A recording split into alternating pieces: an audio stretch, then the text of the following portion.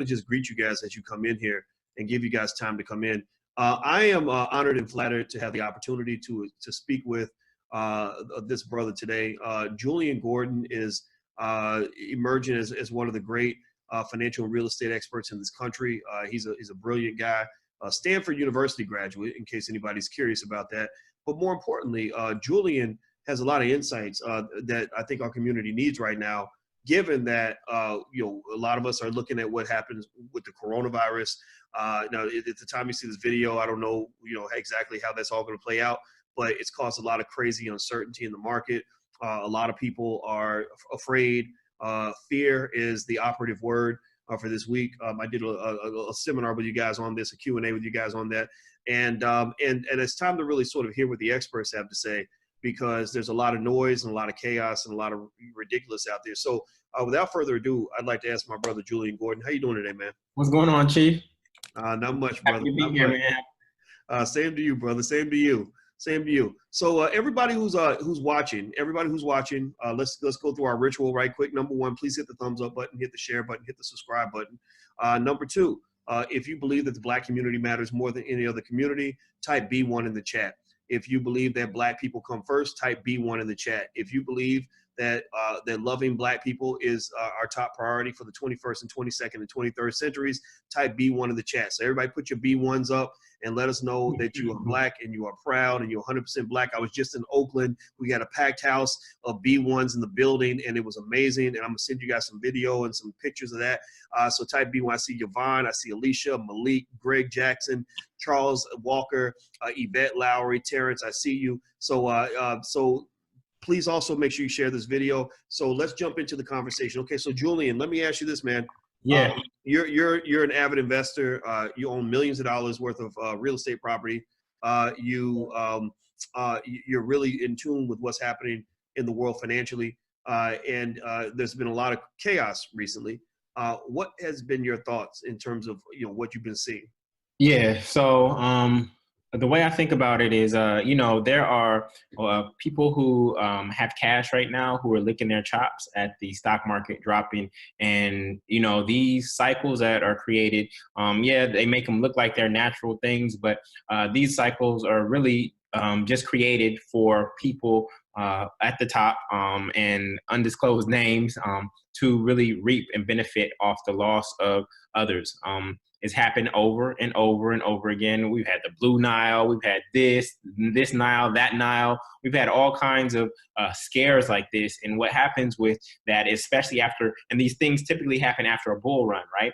I mean, in that the stock market has been booming and taking off and people are stepping into this space of abundance. And then people are literally licking their chops saying, okay, we're going to inject this into the system now. We're going to inject this fear, and we're going to wipe out all of that abundance that people created, that they think they created over this bull run. And this is how the gap between the rich get richer and the poor getting poorer continues to happen. So it's going to be interesting to see how this all plays out. But, the way a recession or a depression is really created, it actually starts in the mind of the people.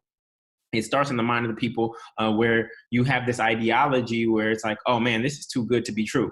Literally, that's what we're telling ourselves in our mind. It's too good to be true, right? And then you start hearing whispers in your own head and from other people. Oh yeah, there's got to be a recession coming. What goes up must come down. What goes up must come down, right? And so then what happens is fear starts to kick in. Fear starts to kick in. Now the news is talking about it, and we're literally speaking these things into existence. We're speaking these things to existence, and then they start to manifest as the coronavirus. Then they start to manifest as an actual recession. Now, what is a recession? How does a recession occur? It actually occurs when people get fearful, and therefore they start holding on to their money. They start holding on to their money. They start taking less risk, okay? And what happens is now money is freezing. Money is freezing. It's not moving. It's called currencies because it's supposed to have a current. It's supposed to flow. But the only thing that happens in the midst of a recession is that money freezes and stops flowing, and therefore economic growth can't happen. And that all started from fear in the individual and in the collective consciousness of a country that stopped that money from flowing. And the only way to get out of a recession is for courageous people to actually say, you know what, this fear is false. I'm actually going to go take a risk. I'm going to build this company, et cetera, et cetera, et cetera. You always hear the statistic or the line about how many millionaires were made during the Great Depression. These were the people who were courageous while everybody else was in fear, hiding in their closet and under their bed, who actually said, nope, there's opportunity here. Because when you really think about it, and I'm going to ask you this, Doc, in the midst of when a recession occurs, do problems go up or do they go down? Do problems go up or do they go down?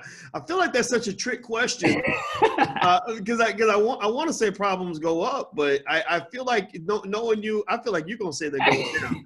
So tell me why they're going down. No, problems do go up. You're right about that. Oh, okay. I Problems was checking. See, you asked me a simple question. I know. You know me well. You know me well. But when problems go up, do opportunities go up or they go down? Oh, they go way up. Way up.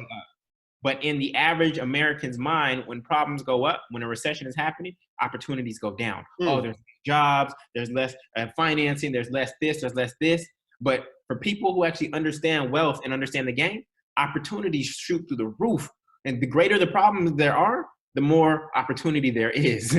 You're just going to have to solve different problems. The problems that a lot of people are solving in their jobs are easy problems. And the computers and automation and outsourcing are coming to take those jobs, and especially the white collar jobs. You can't really outsource or automate a gardener. You can't automate or outsource a plumber. You can't automate or outsource an auto mechanic. But somebody who learned nothing from their college degree, who's actually sitting in front of a computer and literally commuting to a computer every single day, those are the ones that the computers are coming for. Those are the ones that the robots are taking. And what did you share with me an article about robots not be taking your jobs? What did you say? They becoming their bosses? Oh, yeah. There's an article today that I saw that on The Verge that said that robots aren't just taking your jobs; they're becoming your bosses. And I'm gonna try to pull that article up while you rolling. But you're right, yeah, absolutely. Yeah, so that's what we're facing. So all economy actually starts around what's happening in people's conscious and subconscious mind. And you see this cycle over and over of fear and how that ends up manipulating, especially the stock market. That's typically the thing that gets hit first when fear sets in, because the stock market in many cases is not based on real value. I know this is hard to conceive, but the correlation between a company's actual value and in terms of what it would sell for to another business and what its stock price are, they are so dissociated and uncorrelated. In the same way that the dollar, the paper dollar, this money right here, this used to be correlated. This used to be correlated to gold. It is no longer. It has been detached from gold, and therefore they don't move together anymore. This piece of paper is getting more and more worthless every single day. In fact, this is 70% cotton. You realize that? We still out here picking cotton. You realize we still out here picking cotton? People talking about the plantation and people still on the corporate plantation picking cotton every single day. That's all this is. I just be picking all the cotton I can, boss. Hey, man. NASA said, I guess they're going to pick the cotton. This can't keep you warm. This can't keep you warm at night, man. You have to have real assets. And that's the thing. Stock market and this paper, these aren't real assets. Cash, I need people to understand this. Cash is the lowest yielding asset in the entire world. This is hard for some people to understand because everybody's out here paper chasing, right?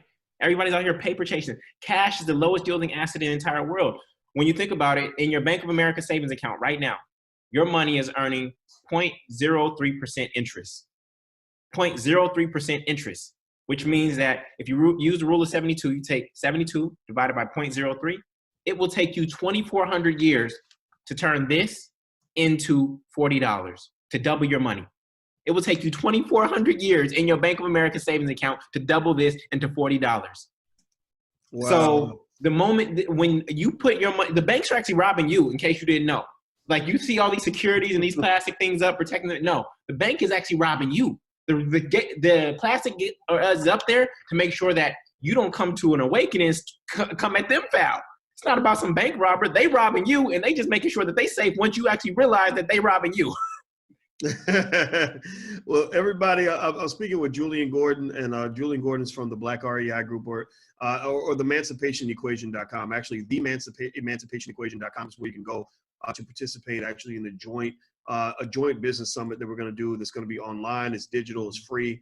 Everybody can join. So somebody please share that URL type it in the chat. It's theemancipationequation.com. That's theemancipationequation.com. And if you've ever participated in anything that Julian has done or things that we've done in the Black Business School, you know that your life changes very quickly. So somebody please type that in the chat, that URL. It's theemancipationequation.com. And you guys can all join for free. So make sure you go sign up, theemancipationequation.com. And we're talking about Black wealth in a way that you're not going to get in any business school in America. There's, you know, at Stanford, where you went to Stanford, they weren't. I went there. They didn't teach right. You went to stuff. Stanford. They wasn't teaching this. You know, when I taught at Syracuse, they weren't teaching this. They're, you know, when you go to HBCUs, they're not teaching this. And these universities are also charging you, you know, $50,000, $60,000, $70,000 a year. In fact, at Syracuse, now the cost to attend Syracuse is over $70,000 a year. And I'm fascinated by that because, you know, the Black students are consistently complaining there about being treated like second-class citizens. This isn't new. Like, this happens on that campus every couple of years, and it happens at campuses across the United States. And so I'm just sitting there trying to figure something out. I want y'all to help me answer that question. You know, why would you pay $70,000 a year to be treated like a second-rate Negro? You know, or even a first-rate Negro. I don't think any of us are paying that kind of money to be treated like we are less than the people that we are paying. If you're paying them that money, they should be treating you like a king, like a queen. And so, so with the Emancipation Equation, theemancipationequation.com, with that event, what we're really doing is we're really treating you like royalty in the sense that, you know, we're letting everybody come in. Anybody can come in. You can bring your mama, bring your kids, bring whoever you want. You should bring your children to these things. We're giving you first-rate expertise because, you know, Julian went to Stanford, Lawrence went to Cornell. I have a PhD. You're not talking to second-rate people. And then also you're getting cultural relevance. I believe that in this economy, in this recession, and I'd like you to speak on this, Julian. I remember Tavis Smiley referring to the fact that, you know, when America catches a cold, Black people get pneumonia. That means that when the recession hits, it's going to hit white folks in a certain way, but it's gonna really hammer Black people in a significant way. And the recession's coming. Right? The coronavirus hit the market. 3.6 trillion with a T was lost overnight. Gone like that. I mean, which is insane. And so we know it's coming. So I'd like to get your take on the difference between being Black and going through a recession, and being white and going through a recession. And I asked that question by making one last statement on that. I want to ask you about this and just process all this as you respond. My grandmother lived through the Great Depression, and she was born in the middle of the Great Depression. And I asked her about that. I said, so what was it like living during the Great Depression? It sounds like it was terrible. And one thing she said was, she said, well, we didn't know that there was a depression because we were always broke. We never had any money for food. So can you speak to that in terms of the difference between how Black folks prepare for this kind of thing versus everybody else? That's the only positive of being Black in the midst of a recession, is that we already, our people as a whole, already at the bottom. So it ain't nowhere else to go. We've been used to this, right? And the beautiful thing about us, in terms of our relationship to money, we actually know how to have joy with less money than other cultures. Like, if other cultures switch places with us right now and had our economic position, they would be jumping off of buildings, right? They would literally be suicidal. But we've been able to say that, you know, money is good, but it's not everything. And we are able to have joy even if there is an abundance around us in that particular moment. So that's the thing that benefits us and allows us to navigate these waves better than other cultures. But what's going to happen and what's going to be really hard for us, and I believe is actually the next crisis for Black people, is actually housing. Housing is the number one crisis on the horizon for us for two reasons. One, right now, 1968 was the Fair Housing Act. That's when it passed, and that was supposed to, you know, end redlining and all these other things and these predatory lending practices and criteria that wouldn't allow African Americans to get loans. And we were doing great. We had about 50% home ownership rate years after that. Okay, today we've actually gone backwards and regressed, and our home ownership rate is around 41%. So I usually don't like to compare or but I'm going to put this in perspective. The home ownership rate for white Americans is above 70%. Right? So there's a 30-point gap between our home ownership rates and the home ownership rates of our counterparts in this particular situation. So what's going to happen for those of us, the other 59% who are renters, okay, is that rents are going to continue to rise. And what happens, Doc, in the midst of a recession, this is great if you're a multifamily owner, but it sucks if you're a renter. You already know supply and demand, right? You study finance and economics. In a recession, who loses their homes? The people who bought a little too big, right? One person they're the nuclear family, one person loses their job, now they can't pay the mortgage payment, and they get foreclosed on, and they become renters, right? They're still making high income, they're still making decent income, but they're renters because they lost their home, okay? And after going through a foreclosure, you can't buy again that quick. So now they're renters. And all the people who are going to buy in 2020, their goal at the beginning of the year before the coronavirus, their goal was to buy, they're going to end up holding back. Why? Because they're afraid of what's happening in the future, right? And the banks start to restrict their lending. They tighten their lending guidelines. So now you have people who were renting, right? The natural renters. Then you have people who are in renter mentality. Then you have people who are going to buy, but are not going to buy, so they stay renting. And then you have all these people who get foreclosed on who now become renters. So now the demand for rentals goes up, but the supply of rentals stays the same. And when demand goes up, but supply stays the same, what happens to price? Price goes up. So this is crazy. In the midst of a recession, rents actually go up. And that only benefits you if you actually own rental property. Rents go up. Every single recession, rents have gone up. This is why multifamily real estate is probably the most recession-proof asset in the entire world. Now, peep this. Landlord, the word landlord, think about where it came from. It came from the feudal system. The feudal system happened in 900 AD in Europe, right? And what happened was the king gave land to lords, right? The king gave land to lords in exchange for loyalty. So that's where the word landlord comes from. So that's a 920-year-old system. Look, I can't guarantee you that Apple will be around 900 years from now. I can't guarantee you that Google will be around 900 years from now. I can't guarantee you that Amazon will be around 900 years from now.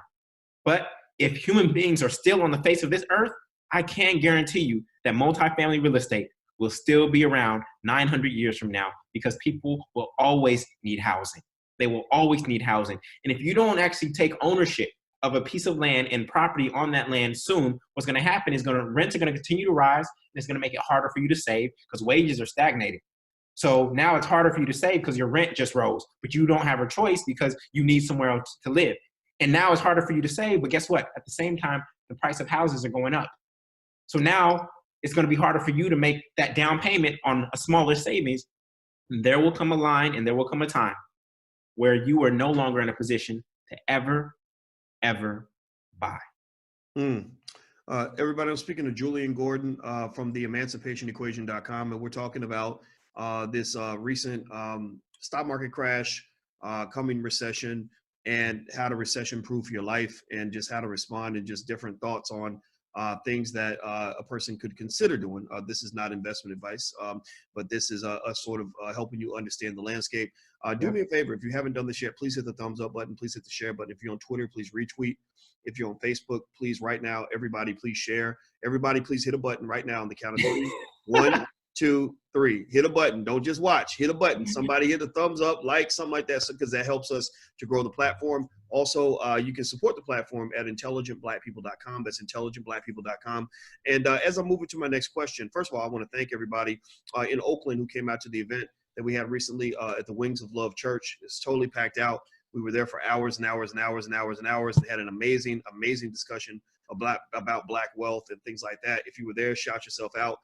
And when I'm in Oakland, right? So this is leading my question for you, Julian. So I'm rolling through Oakland, and from in San Francisco, kind of going back and forth across the Bay Bridge.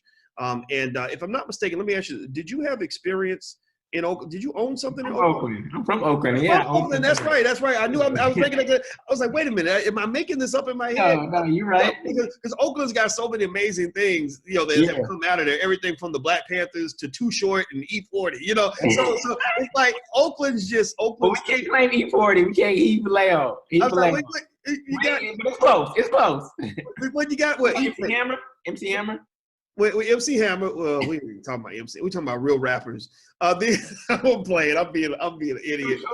But well, you know what? But Oakland's just got so much rich history, and the activism has been extraordinary. The black folks there made that city. You know, I mean, Oakland would not be Oakland if it wasn't for the black people in Oakland. Yeah. And so one thing that crossed my brain as I'm rolling through Oakland is as a brother drove me. You know, I was on the east side, then I went over to the west side. And the whole conversation the whole time was all about gentrification. You know, it was all about, you know, certain parts. He said, yeah, on this corner right here, we're in West Oakland. He said, on this corner, you know, there used to be dope fiends and, you know, and brothers slanging on the corner. Black folks took up the whole neighborhood. They were renters, as you talked about. And now it's like, you know, white folks walking their puppies, you know, to the dog park, you know, as they stop by the Whole Foods. And go get a Starbucks, you know, caramel latte on their way, you know, and it's sort of adjusted, and it makes me sad. It really makes me sad because you're hearing these gentrification conversations all over the country.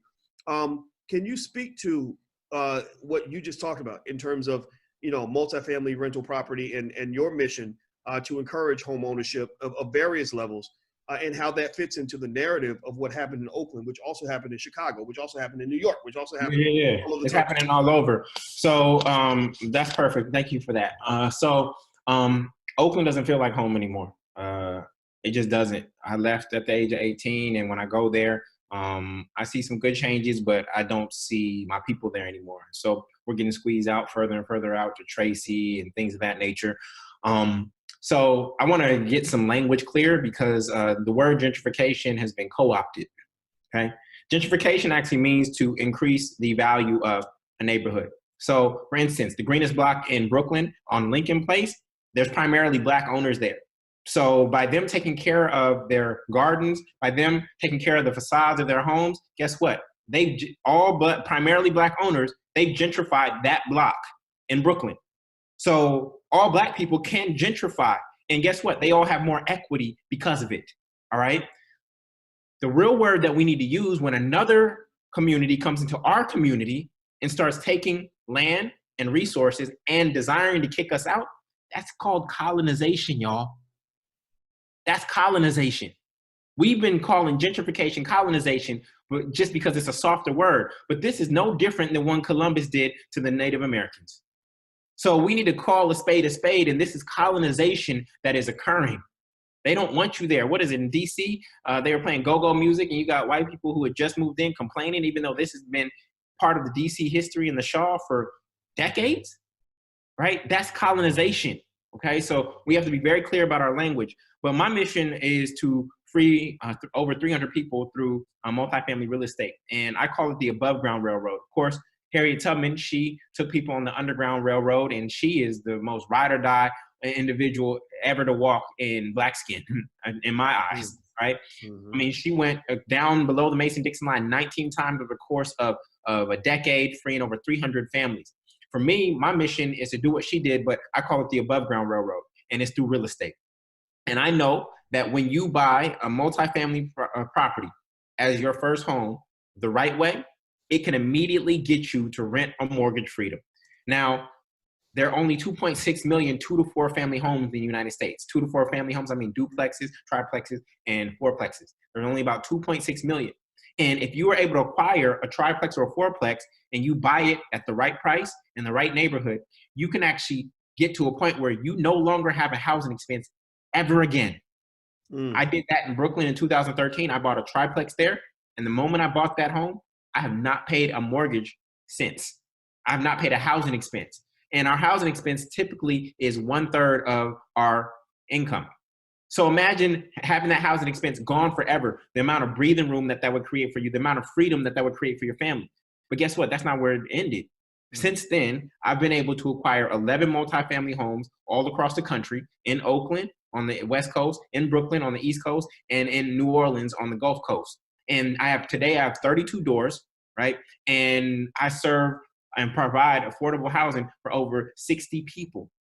My real estate portfolio continues to expand, and now I teach that to other people. And right now, my focus is to just get people that first property that gets them and their family to rent and mortgage freedom. Don't go buy a single family home. A single family home is not an asset, y'all. And I'm going to break it down to you why. You realize that the word mortgage, mort, have the same root as mortician.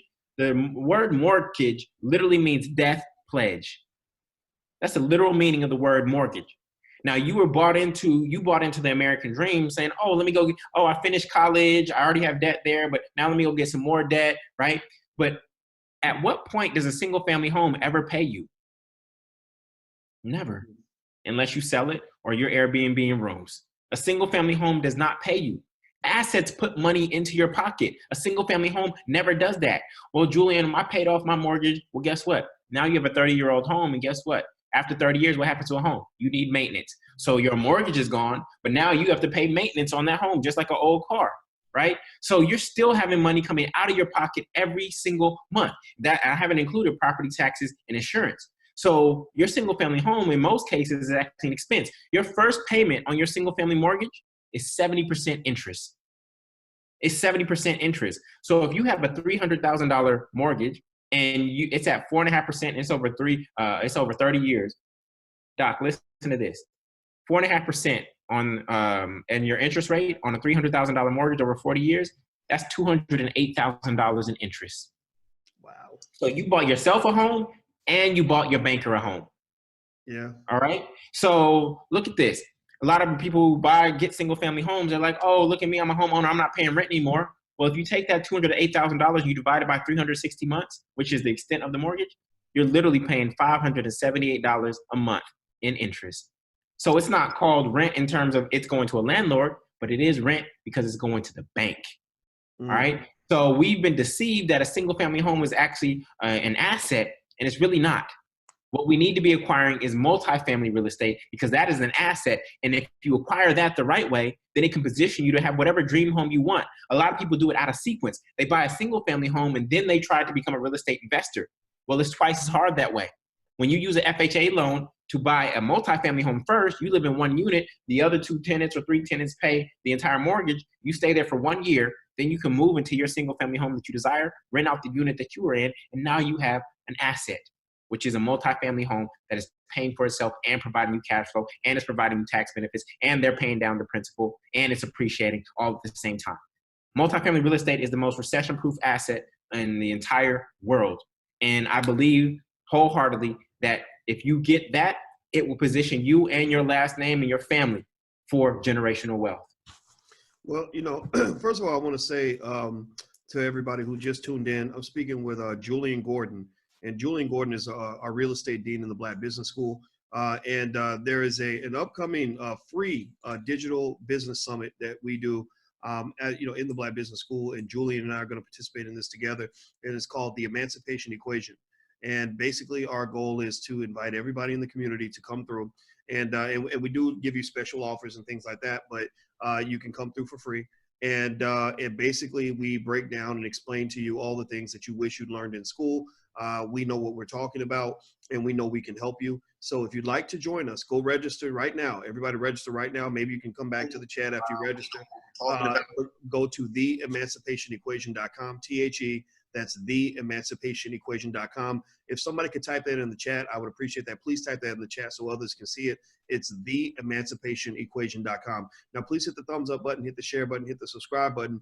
And one thing I'm going to throw out here in terms of just so diversity of perspective, so we can have all ideas and perspectives on the table. I will say this, when you talk about, and when you mentioned owning a single family home, and the single family home as not being an asset, here's what I'm going to say. Here's what I'm going to throw out there, right, to kind of balance it, right? We don't, I don't even really think we ever have to have disagreements, because that would make the assumption that one person's right, the other person's wrong. I think everybody can be right, and we can just look at it all from all perspectives. It's like, is a red suit ugly, or is it a good suit to wear? Well, it depends, right? It depends on what you're trying to do that day. What event are you going to? So I would almost say that when you talk about a single family home, my perspective on the single family home, because Alicia and I have a house, and we're glad to own the house, right? We're glad to be, paying the mortgage is not a problem. But we also have rental property, right? And so it just like yourself, right? You were in that position, but now you're actually a position that I think most people should aim for, where you're doing so well in the rental property space that your all your mortgages and all that stuff is paid for. But one of the things that it is fundamentally true, without a doubt, is that when you are borrowing money from the bank, you are going to pay rent. I like the fact you made that point. You're renting their money, right? Just like you rent a car, just like you rent property, right? You're renting their money, so you are going to pay rent on money that you rent from other people, money that other people let you use, and that's where that interest is coming from. So that $250,000 that you mentioned, or 200-something thousand, that is a rental fee that you've paid for the ability to use their money to acquire an asset, et cetera. Now, one of the things that that has worked out pretty well for us, though, is also that, the home ownership, even with the single family home, the benefit, though, has definitely been in the capital gains. The value of the house has gone up, and yeah, you got the tax write-offs and stuff like that too. But as the value of the home goes up, it just makes certain things easier. Like, so for example, we redid the basement. I wanted a man cave, and the basement wasn't finished. So I said, let's finish the basement. And it was great to do that because I didn't really have to worry so much about the cost, because I know that all that cost is going to be recovered in the increases in the value of the home. Mm-hmm. You get a big, gigantic finished basement, that's going to add value to the house. So I wasn't even spending money. It was like putting money in a bucket, but it's still my money. It's just I put it in a different bucket. Right. Mm-hmm. Another interesting thing, now when you go into the rental property space, and this is why we certainly listen to experts like yourself, and we went and got us some rental property in Chicago. We're going to get several more. Is that there is a wonderful added benefit to the idea of having that cash flow that is added in when you're talking about rental property or multifamily homes, things like that, because in a way, it compares to dividends. During a recession, one of the things that experts talk about is leaning toward dividend-paying stocks. And the reason they say, that dividend-paying stocks can be a little bit better during a recession is because a company that pays dividends, they're much more reluctant to change their dividend payout because it sends such a bad signal to the market. Like changing your dividend, reducing your dividend even a little bit, sends a really bad signal that can completely crash your stock. So companies will hold on to that dividend for dear life. Like they'll go borrow money just so they can make the dividend payments at the level that they were supposed to make them, which is much more consistent than depending solely on capital gains. So one of the things you guys will learn in the Black Business School, if you learn nothing else, is that there's many, many ways to skin that economic cat. Right? When you're talking about getting income for your family, sure, you can go work and get a paycheck. Most of y'all know how to do that. How many of y'all know how to go work for white people? Right? Give me a yes if you've ever done that. Right? We know that. Like you were taught that at birth. That's the first lesson they give you because they want to feed you into the slave system. So most of y'all got that part down. But then there's also, what Julian talks about, rental property and having that income that comes from that. But then also the rental property secures you. Or it allows you to kind of take a different perspective on what's happening with the gentrification thing, right? You think about East Oakland or East and West Oakland, just all of Oakland.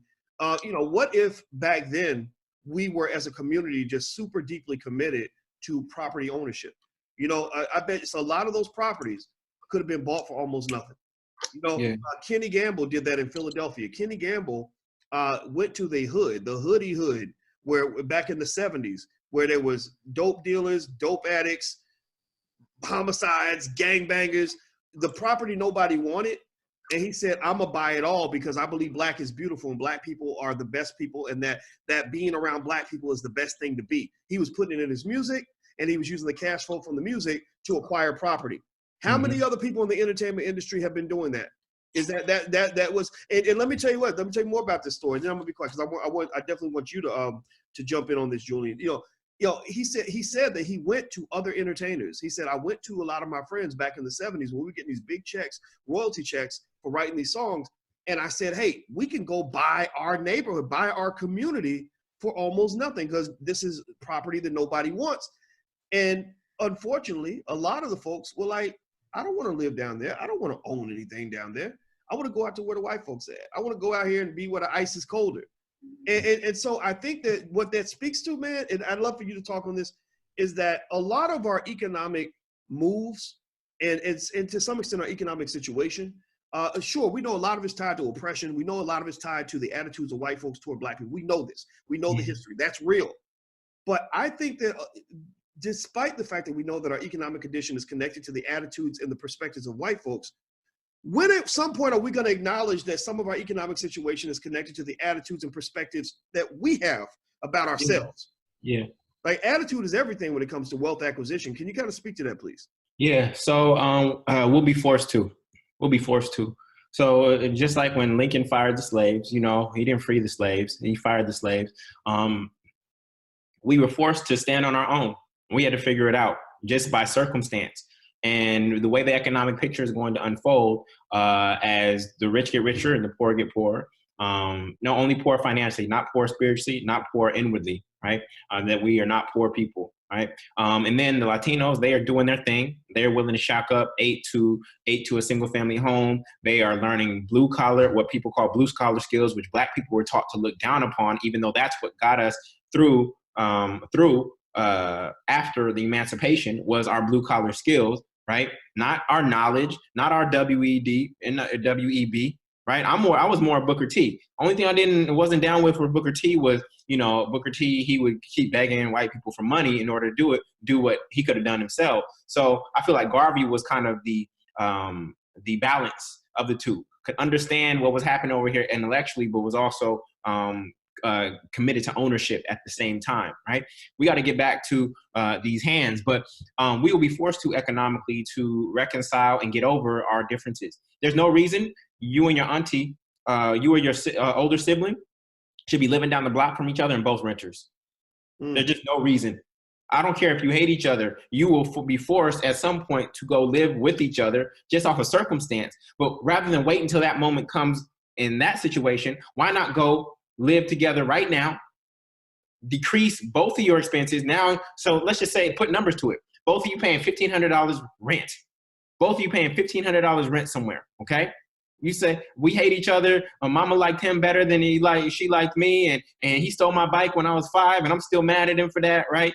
Get over your shit, okay? Go live with each other. Yeah, it's going to be tight, and you're going to bump heads, but it's only for 2 years because now you're paying $1,500 on one rental. Now you're stacking $750 each over, what is that? That's $15,000 each over 2 years that you have stacked, okay? You're going to feel better about each other once you realize you got $15,000 stacked. And then you go make that 3.5% down payment on an FHA loan, right, on your separate properties, and you can move as far away from each other as you desire. But now you own something.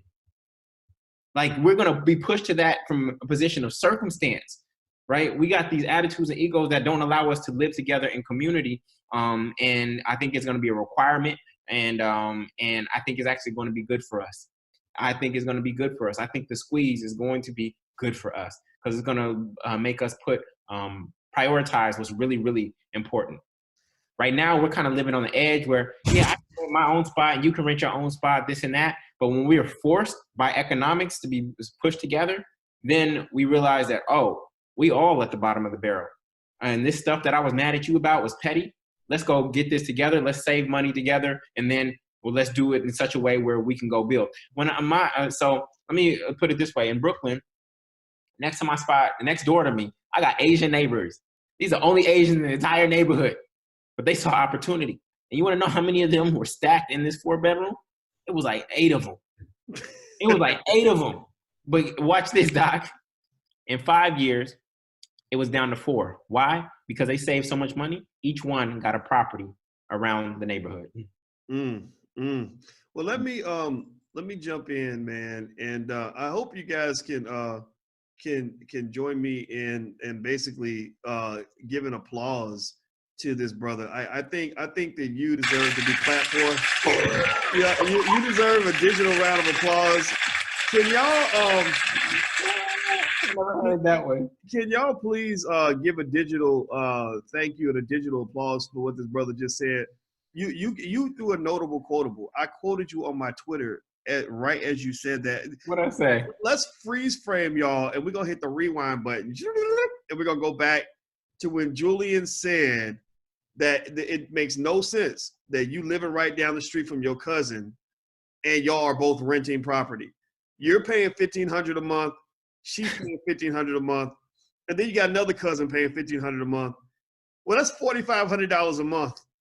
Like $4,500 a month, what kind of house can you buy like for $4,500? I mean, like that, whether it's rental, non-rental, obviously I think we agree that that's the way where you want to get to. Yeah. But even if you talk about just home ownership, just in general, where you can't be gentrified out of your neighborhood, or at least if they gentrify, you're going to benefit from that.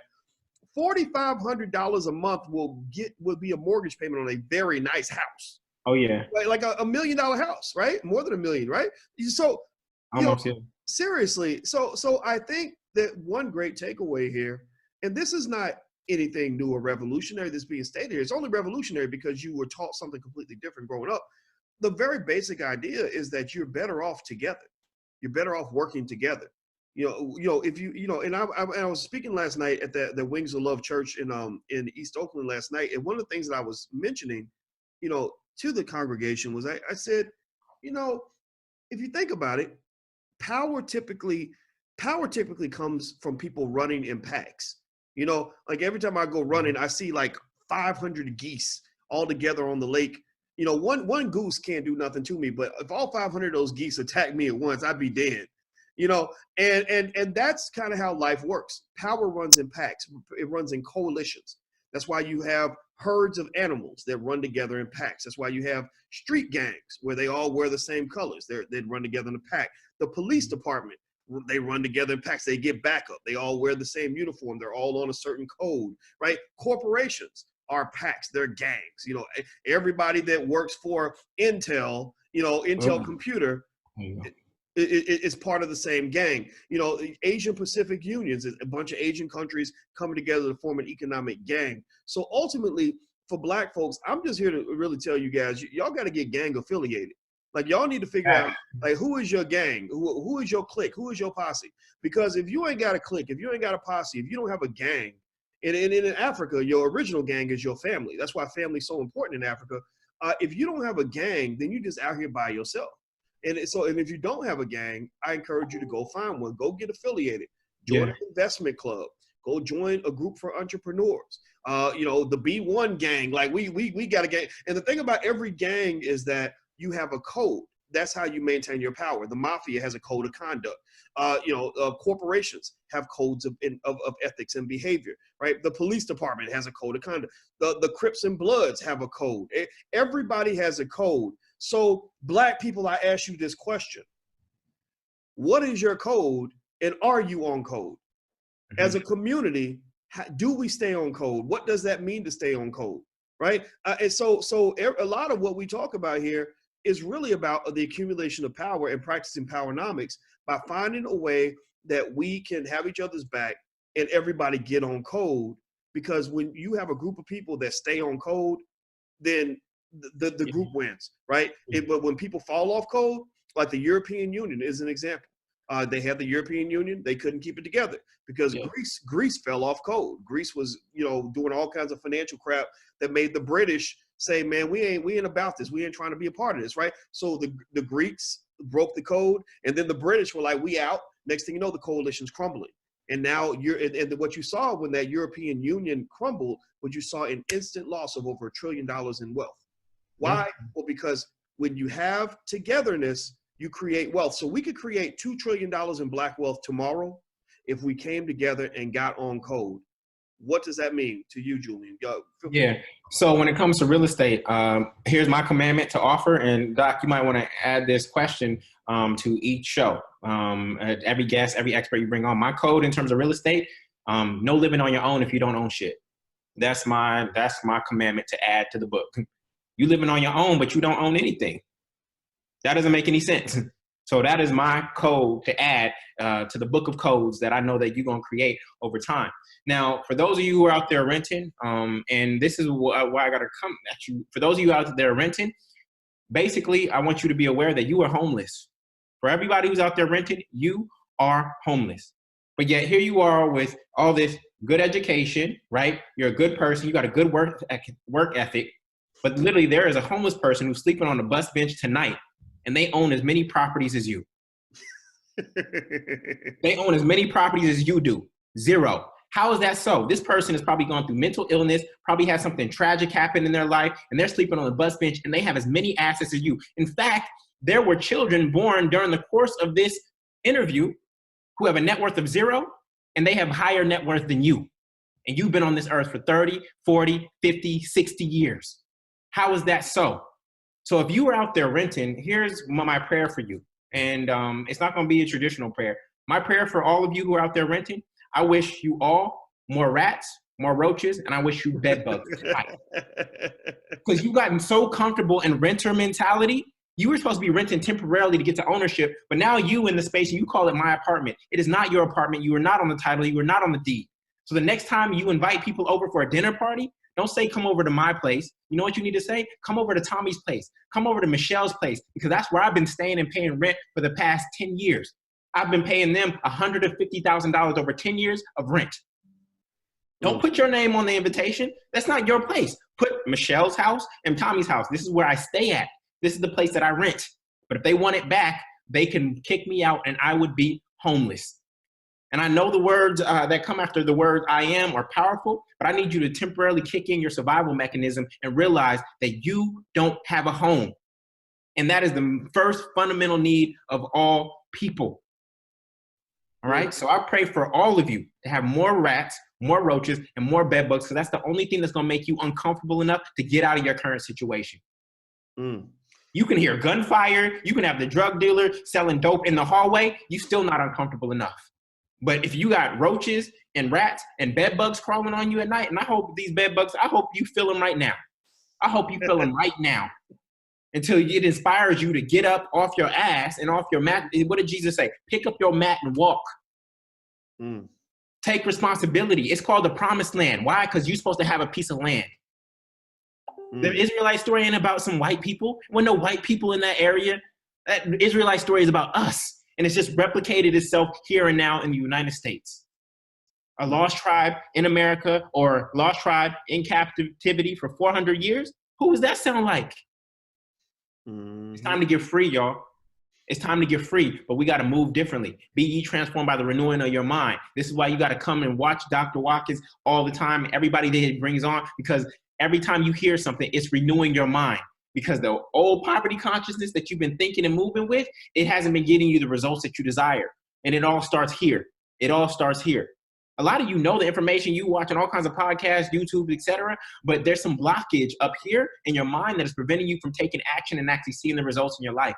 And you got to figure out what that is. You got to look in the mirror and you got to man up. You got to woman up to say, I got to do different. I got to be different so I can do different so I can have different. Because you want to have different without changing who you're being or what you're doing. And that's never going to work. Wow. Well, you know what? I think that what you're saying is absolutely correct. And I do agree. I mean, I want everybody to kind of process what Julian's saying here, that, you know, that sometimes we think that being comfortable is always a good thing, but sometimes being comfortable is a bad thing. Even if you look at it, I mean, give me a yes or no. Yes or no. Do you think that Black people are more unified and active when they had Obama in the White House, or do you think that we're more unified and active with Trump in the White House? Right. Yeah. Which one? When Obama was in the White House, do you think we were more active and unified, or do you think that it took a President Trump to get us on point, and to get us focused, and to get us working together? So I'm not saying I was happy, one way or the other when Trump got elected, but I will say that if there was a benefit to Trump's election, it is the fact that we were reminded that we have no friends. With Obama, you thought you had a friend, but you ain't got no friends. I mean, rich and powerful people don't care nothing about you until you become one of them. That's John Henry Clark was telling us this from day one. He's been telling us we don't have any friends on this earth. Yep. We don't have no friends on this earth. Black people, maybe there are some friends of Africans, and they're letting Chinese come in and take over, but Black people, we have no allies. We have no allies. And so we have to look to each other. Yes, we do. So everybody, I want you guys to know once again who I'm speaking with. His name is Julian Gordon. Julian Gordon is he's our real estate dean in the Black Business School. He's an excellent, extraordinary resource on all topics related to economics, real estate, things like that. He's a brilliant guy, and we're doing an event this week. It's called the Emancipation Equation. If you'd like to join it, it's free. You can join totally for free, and it's a business summit. Is it 3 days, Julian? Is that 2 days? 2 days. 2 days, a 2-day event. Everybody can sign up. It's digital. You can watch from home. You can bring your family, bring your cousin, bring your spouse, bring your baby mama, whoever you want to bring. And we will make sure that when you walk out of there, you will be a better, different, more evolved human being. So the website, somebody type it in, please. And I'm going to say it a couple of times. It's theemancipationequation.com. THE, that's theemancipationequation.com. Thank you guys for sharing it. Also, before we bounce out, please hit the thumbs up button, hit the share button, hit the subscribe button, and the notification bell, all those things, and help us keep growing this platform because we're here to connect with the community, and that's what we do every day. So thank you guys, and thank you, Julian, man. It was great talking. Thank you, Chief. Appreciate you. Thank you for bringing me on and just being the leader in our community and spreading this information, this knowledge. We are so grateful for you. We know you wake up every day thinking about Black people and how you can make them better and tapping into your network to bring all of these experts and all of this wisdom as well as sharing your own with the world. You could have just kept it to yourself and been doing your own thing. And so we are grateful for you for spreading this knowledge. Like, seriously, we know that you give 24/7 to us while you still manage to have a family and your kids and things of that nature. It feels like you were taking care of us, and we're so grateful for you literally being a father in the community. Oh, wow, man. Well, I'm flattered and honored that you said that. Thank you very much. And I take that responsibility seriously. You know, I think that we've got a great opportunity here as a community to do something historic and amazing. We are Black history. We are making Black history. And so everybody in the room, let's type our word for today. Our word for today is ownership. Everybody type ownership in the chat before you go. Ownership. Ownership is one of the new codes of conduct that I want you to implement in your family.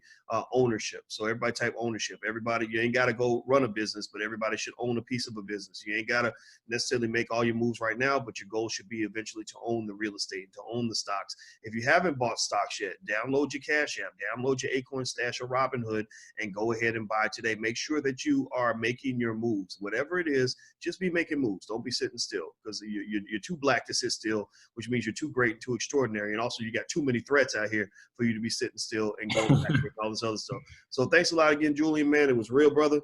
And thank you to everybody listening. We will see you guys soon. Have a wonderful day, everybody. Peace.